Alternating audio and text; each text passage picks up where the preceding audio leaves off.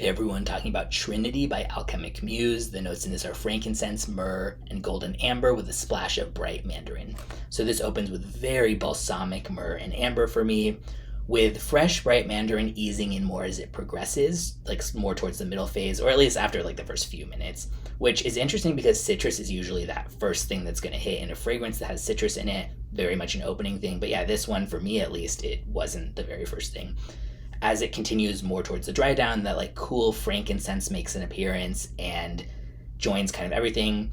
I love citrus and incense together, but the opening is just too balsamic for my taste. I don't really love like super balsamic type of amber and myrrh, but I do really like the middle and dry down phases. Overall pretty unisex, and I would say it's worth trying if you like the idea of this notes combination and you're down with like very balsamic style amber and stuff, and also bright citrus coming in, and then frankincense. And yeah, I would say projection and longevity on the lower end, and I'll link in the description where you can check it out.